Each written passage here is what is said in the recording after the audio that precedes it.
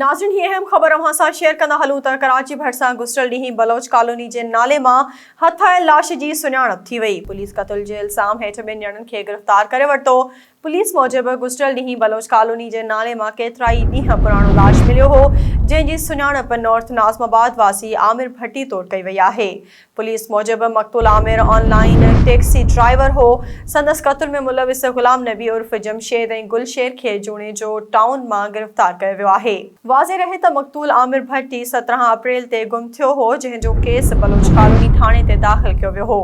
ही ताज़ा तरीन ख़बर अव्हां सां शेयर कंदा हलूं त पुलिस मूजिबि गुज़िरियल ॾींहुं बलोच कॉलोनी जे नाले मां केतिरा ई ॾींहं पुराणो लाश मिलियो हो, जंहिंजी सुञाणप नॉर्थ नाज़माबाद वासी आमिर भट्टी तौरु कई वई आहे।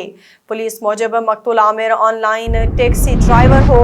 संदसि क़त्ल में मुलविस गुलाम नबी उर्फ़ जमशेद ऐं गुलशेर खे जूणे जो टाउन मां गिरफ़्तार कयो वियो आहे। वाज़े रहे त मक़तूल आमिर भट्टी 17 अप्रैल ते गुम थियो हो, जंहिंजो केस बलोच कॉलोनी थाणे ते दाख़िल कयो वियो हो।